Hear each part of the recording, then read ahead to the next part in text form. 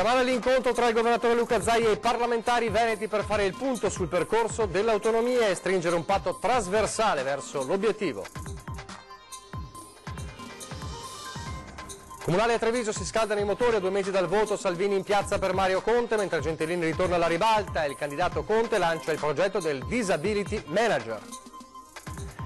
All'ex Pagnossini invece Officine Treviso, il laboratorio voluto da Giovanni Manildo, candidato del centro-sinistra per elaborare il programma del secondo mandato. Grave incidente nel pomeriggio a San Zerone degli Ezzelini, il 64enne di Crespano perde il controllo dell'auto e finisce contro il muro di una casa, la donna gravissima. Terribili insulti su Facebook contro la 15enne torinese che si è tolta la vita perché stanca di essere derisa per il suo peso, bufera su un gruppo social fondato da un coneglianese. Stasera alle 21:15 torna a Ring sotto i riflettori il business dell'accoglienza migranti, tornato alla ribalta dopo l'inchiesta di Fanpage, collegamento in diretta con i residenti di Cona. Presentata a Milano la kermesse celebrativa del centenario della fine della Prima Guerra Mondiale a Vittorio Veneto, numerose iniziative fino al 4 novembre, giorno in cui è atteso anche il capo dello Stato. Telespettatori di Antena 3, buonasera, ben trovati. L'edizione trevigiana dei nostri telegiornali si apre tornando a parlare di autonomia. Stamane l'incontro a Venezia, il vertice voluto dal governatore Luca Zaia che ha convocato i neoparlamentari veneti, deputati e senatori per fare il punto della situazione sul percorso dell'autonomia e rivolgendo anche a loro un appello: mettete il Veneto prima del vostro partito e lottate a Roma per l'autonomia. Qui sono stati invitati i parlamentari eletti in Veneto e i veneti eletti fuori dal Veneto. Rappresentate una regione che mette al primo posto delle aspettative ovviamente il tema dell'autonomia. Una cinquantina di deputati e senatori veneti hanno risposto all'appello del governatore Luca Zaia, che ha voluto riunire tutti gli eletti per chiedere loro garanzie sulla battaglia che dovranno affrontare in Parlamento per l'autonomia del Veneto. Io spero che la squadra veneta si faccia sentire. Dalla mia modesta esperienza di nazionale e di ministro ho visto che altre squadre, quando ci sono interessi territoriali, in maniera trasversale alla politica si fanno sentire. Non capisco per quale maniera non si possa partire questo giro con questa legislatura col piede giusto. Presenti esponenti di tutte le forze politiche rappresentate in Parlamento. Ciascuna di esse, pur con qualche distinguo, ricorda il governatore, si è dichiarata a favore dell'autonomia. Ora è il momento di passare dalle parole ai fatti, a prescindere dai colori dell'esecutivo che andrà a insediarsi. Il governo comunque di riffo di raffa si fa, sarà questione di qualche giorno, qualche settimana, ma si farà qualcosa. Dopodiché io dico che per me è fondamentale che la squadra veneta che è in Parlamento, che è lì e che non se ne andrà a casa, difenda fino in fondo l'autonomia. Difendere l'autonomia vuol dire avere rispetto per i veneti che l'hanno richiesta. Il 22 ottobre in Calza Zaia la stragrande maggioranza dei veneti è uscita sotto una pioggia torrenziale per votare su questo tema. È una richiesta che ci fanno tutti, dall'anarchico a chi non ha mai mancato un'elezione. Anche se qualcuno dice che non ci sono i numeri per fare un governo, i numeri per fare l'autonomia invece ci sono tutti. Io penso che i parlamentari vadano in Parlamento a rappresentare prima il popolo veneto e poi i loro partiti. Quindi sono dei temi sul territorio che non hanno ideologia politica, cioè quello dell'autonomia, quello di portare le Olimpiadi, quello di risolvere il problema delle mamme e dei FAS, il tema del teatro stabile del Veneto e molto altro ancora. Qui la politica se ne deve star fuori e ci vuole l'operatività veneta. Il governo allora, tutti che ovviamente guardano a questo governo, diceva Zaia, di riffa o di raffa si farà. Di governo ha parlato ieri anche Matteo Salvini, che ieri sera è giunto a Treviso per sostenere la candidatura del candidato del centrodestra a Treviso, Mario Conte. Ormai mancano praticamente 2 mesi al voto. Sentiamo cosa ha detto Salvini.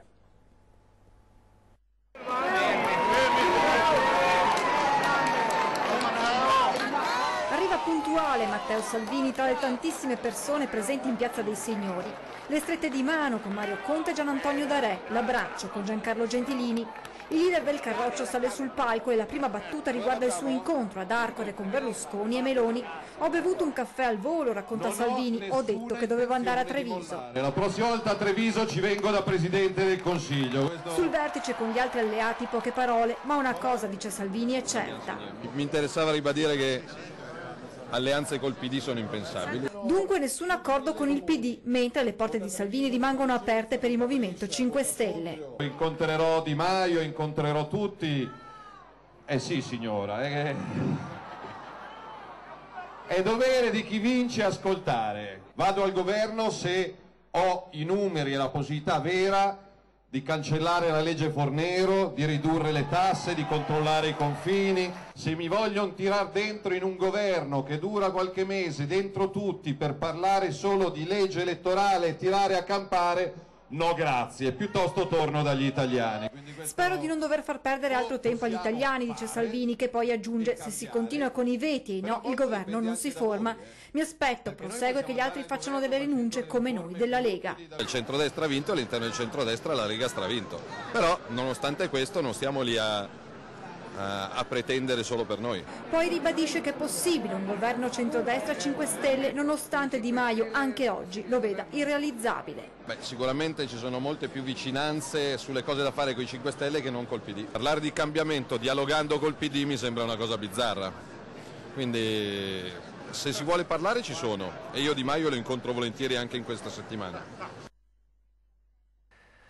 Lo stallo resta a Roma con ancora la porta chiusa di Di Maio, perché il veto è, come sappiamo, su Forza Italia. Ma se c'è stallo a Roma, la corsa, come dicevamo, verso l'appuntamento, la sfida di Treviso, il Cassogano 2018, è iniziata ufficialmente, mancano 2 mesi e Salvini ieri era proprio a Treviso per sostenere Mario Conte, che ha ribadito in piazza i punti del suo programma, e poi si è rivisto ovviamente Giancarlo Gentilini, che è tornato a una manifestazione ufficiale della Lega dopo diverso tempo.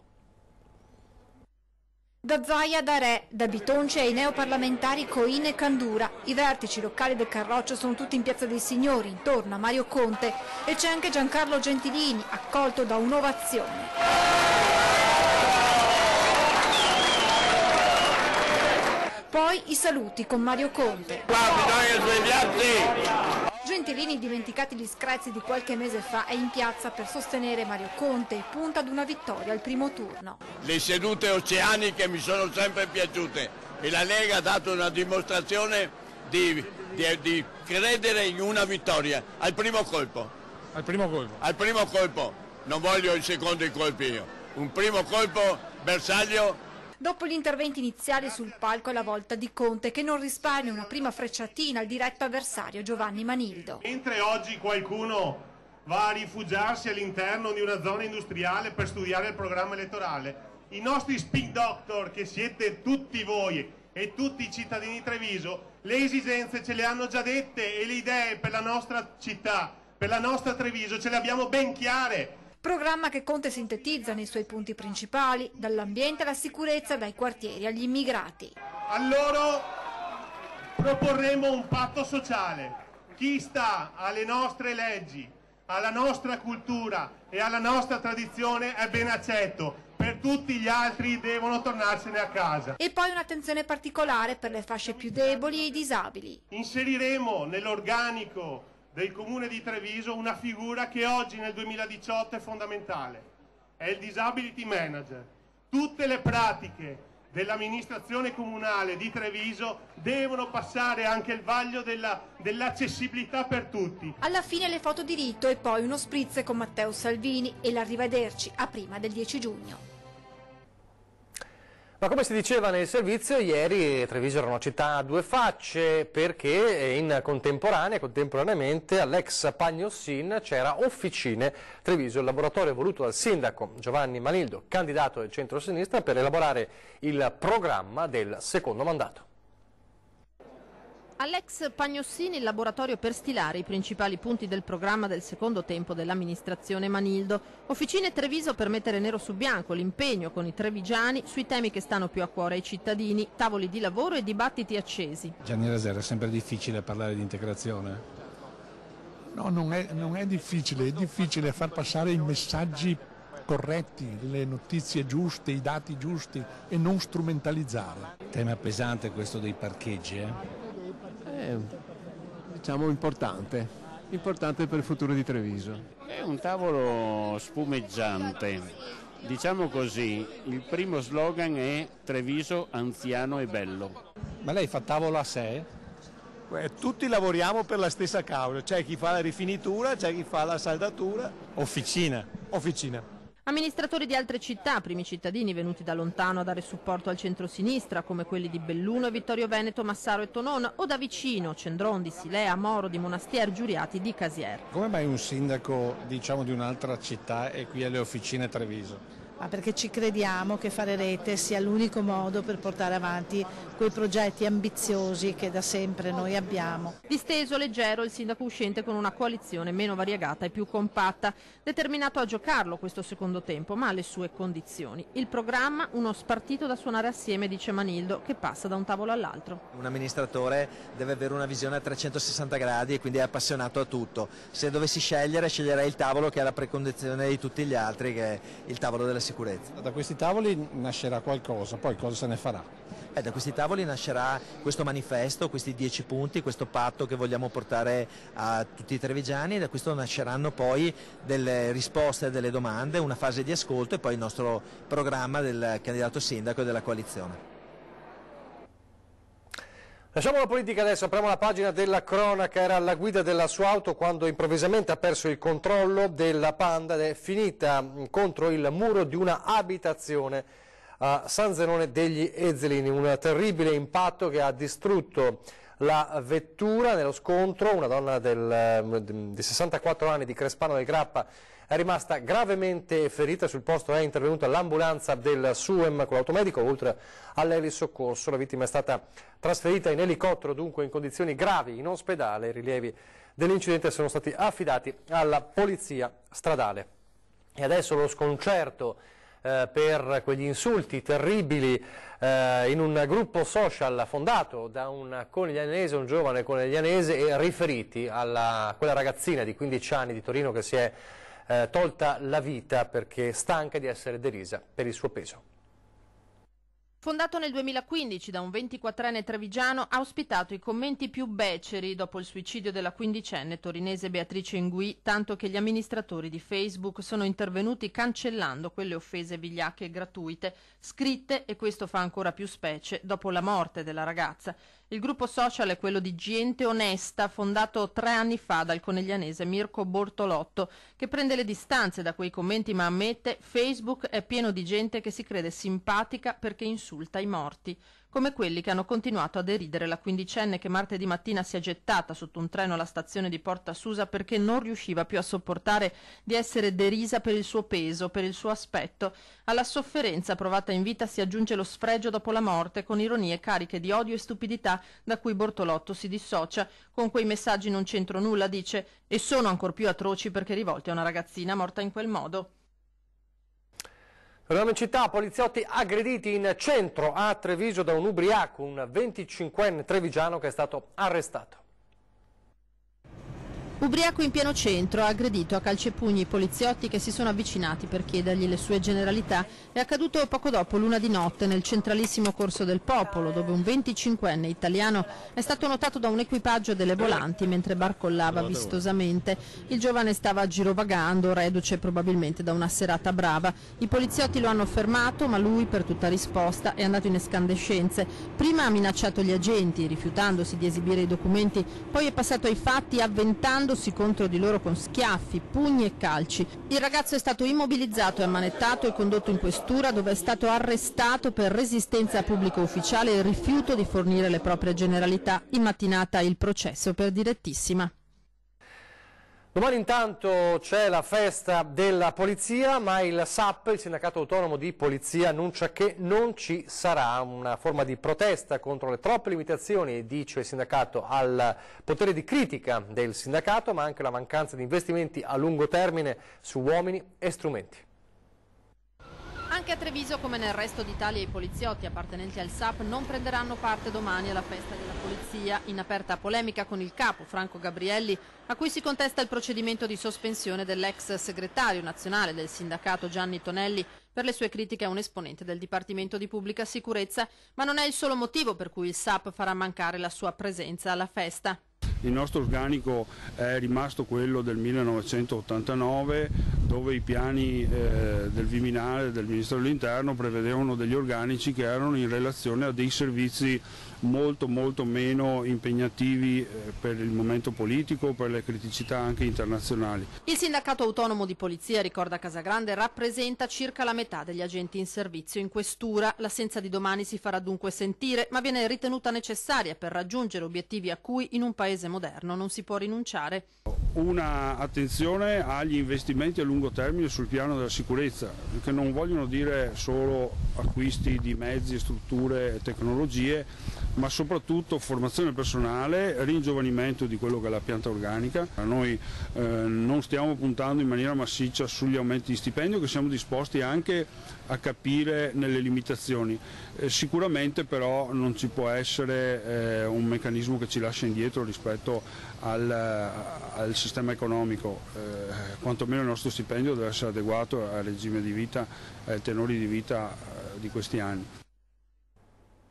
Parliamo di lavoro adesso. Contarina dovrà reintegrare un dipendente licenziato nel 2016 mentre si trovava ricoverato all'ospedale in seguito a un problema occorso durante una vacanza nel suo paese d'origine. Il lavoratore, assistito dalla CISL di Treviso, ha proposto ricorso e oggi il giudice del lavoro di Treviso ha riconosciuto la correttezza del suo comportamento.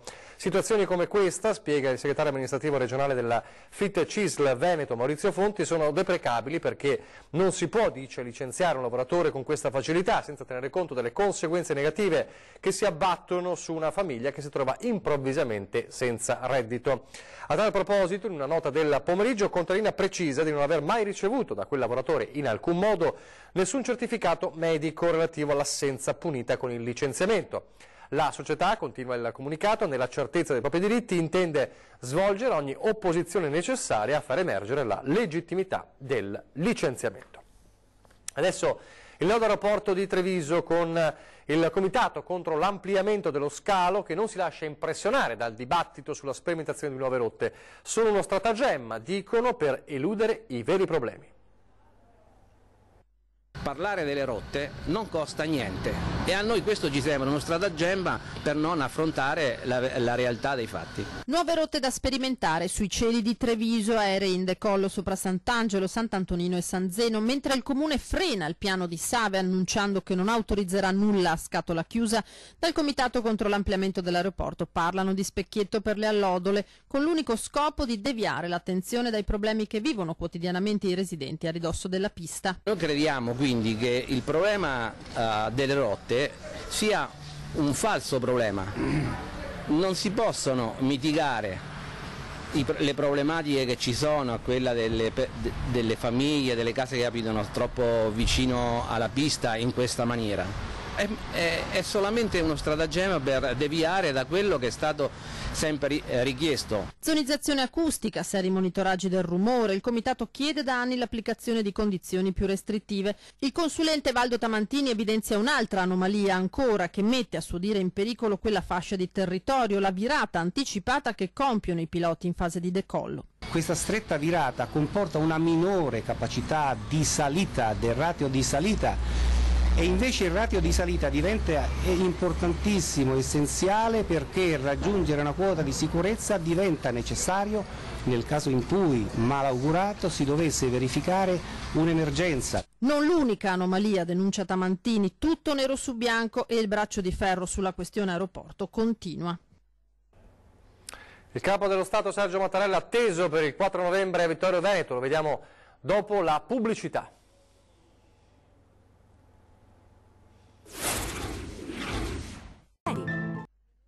Rieccoci in studio, telegiornale di Treviso. Oggi alla Università Cattolica di Milano il Comune di Vittorio Veneto ha presentato il ricco programma di eventi in occasione del centenario della fine della Grande Guerra e a novembre, nel giorno della commemorazione ufficiale, il 4 novembre, arriverà il Presidente della Repubblica.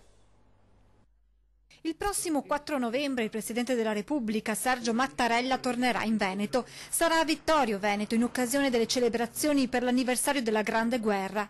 Il Capo dello Stato interverrà all'inaugurazione della mostra diffusa permanente con le opere realizzate da una decina di artisti provenienti dai paesi che parteciparono al conflitto mondiale e che faranno parte di un progetto curato da Dmitry Ozerkov, Capo Dipartimento d'Arte Contemporanea del Museo Hermitage di San Pietroburgo. L'esposizione rappresenta la ciliegina sulla torta di un ricco calendario di appuntamenti per la rassegna celebrativa il cui slogan è 1918 quando scoppia la pace. Da aprile a novembre Vittorio Veneto ospiterà una serie di iniziative che spaziano dal cinema alla musica, dalle mostre agli itinerari turistici, dagli eventi sportivi ai raduni delle associazioni d'Arma. Forme diverse di arte e di cultura, ma tutte accomunate da un filo conduttore: commemorare il tributo di sangue versato nell'atroce conflitto, ma anche e soprattutto ricordare la fine degli scontri e il valore della pace. Vittorio Veneto, il cui nome ricorre per vie e piazze di tutte le principali città d'Italia, sia ricordata non solo per la fine della Grande Guerra, ma soprattutto, e questo ovviamente è un augurio soprattutto per oggi, come la città in cui è iniziato un periodo di pace. Oltre 200 volontari e 10 metri cubi di rifiuti raccolti è il bilancio dell'iniziativa Curiamo i nostri quartieri, che ha visto i cittadini impegnati a Sant'Antonino, San Zeno e San Lazzaro a Treviso per ripulire strade, fossati, parchi e giardini pubblici dalle immondizie abbandonate. Tra i volontari, oltre ai cittadini, anche scout, profughi, alpini e un gruppetto di detenuti in permesso della casa circondariale di Treviso. Lo sport adesso con la vittoria importante della De Longhi alla Palaverde ieri contro Imola, una vittoria in rimonta e nella quale appunto i trevigiani hanno mostrato un carattere che sarà importante in chiave play-off. Partenza lenta, finale di prepotenza. Per la De Longhi è la conferma di un terzo posto in campionato sempre più blindato in chiave play-off, ora raggiunti matematicamente. Per avere la certezza del podio in regular season bisognerà attendere la prossima sfida contro Roseto. Nel frattempo Treviso fa sua la gara contro Imola davanti al pubblico del Palaverde. Primo tempo al rallenti, con gli ospiti a fare la partita e fuggire, ma Brown, Musso e Antonutti, i migliori in casacca celeste, guidano la barca in tempesta durante la rincorsa e il sorpasso sancito dal definitivo 96-85, nonostante l'ottima gara degli avversari, in testa Wilson e Bell. Ultimo quarto chiave, quando 3 triple a segno scavano il solco con Imola, vistasi scivolare la vittoria tra le mani. Esperienza e lucidità che non sono mancati invece agli uomini di Pillastrini. Ora manca davvero poco per terminare in piazza d'onore la stagione e cominciare a pensare di aggredire la post-season anche con questa mentalità, cioè continuare a ruggire anche quando all'inizio sembra una giornata storta. Una cicogna azzurra e l'annuncio della nascita di Achille, figlio della 11 volte campionessa mondiale di pattinaggio su rotelle Silvia Marangoni. È stata la stessa atleta ad annunciare su Facebook la bella notizia e l'immensa felicità per l'arrivo del piccolo Achille. Silvia Marangoni aveva annunciato il ritiro dalle competizioni lo scorso luglio, dicendo che tra le cose in programma nel suo futuro c'era proprio quello di allargare la famiglia. Siamo in chiusura, vi ricordo gli appuntamenti con la programmazione. Fra pochissimo, subito dopo di noi, a 20:10, una puntata importante per parlare delle elezioni comunali di Treviso. Ospite in studio di Ferdinando Avarino e Said Caibi, coalizione civica per Treviso, che come sappiamo in questi giorni ha sciolto le riserve, quindi c'è la rottura definitiva con il centro-sinistra di Giovanni Manildo e quindi sta per scegliere il suo candidato sindaco e potrebbe anche annunciarlo questa sera in diretta proprio a 20:10. E poi c'è Ring alle 21:15, la politica alle corde. Questa sera si torna a parlare di un tema caldo, quello dei profughi, gli affari d'oro con i profughi, ovviamente un tema tornato alla ribalta anche dopo l'inchiesta su Fanpage che ha visto un imprenditore trevigiano nel mirino dei giornalisti di Fanpage. In studio con Ferdinando Avarino ci saranno Roberto Tuninetti, gestore della cooperativa sociale di Padova, Roberto Marcato della Lega, Nicola Talmi della CGIL, Roberta Polese, giornalista del Corriere del Veneto, e poi ci saranno collegamenti in diretta con i residenti di Cona. Come sappiamo il paese è diventato il simbolo purtroppo di una gestione di un hub che è più volte finita nel mirino delle polemiche. È davvero tutto, allora vi lascio alle previsioni del tempo. Grazie per averci seguito e arrivederci.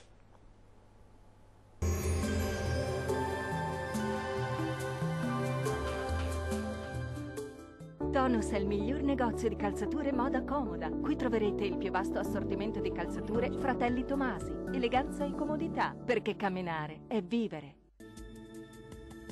Ben ritrovati al meteo di Antenna 3. Tempo ancora spiccatamente instabile sul Triveneto. Vediamo il dettaglio di martedì 10 aprile.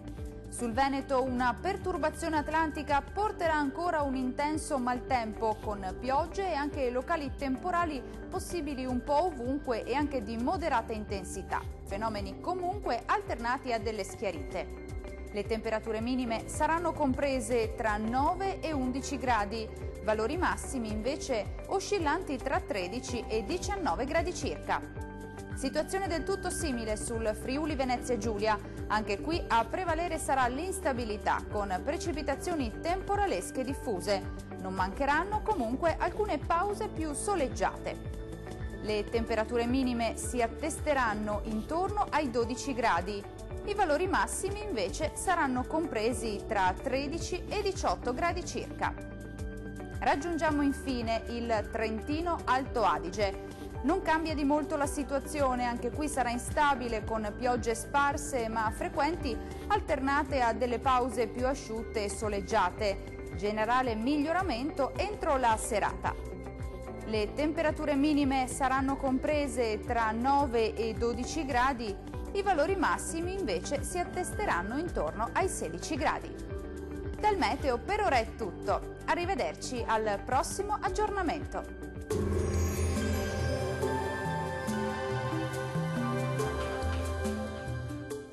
Tonus è il miglior negozio di calzature moda comoda. Qui troverete il più vasto assortimento di calzature Fratelli Tomasi. Eleganza e comodità, perché camminare è vivere.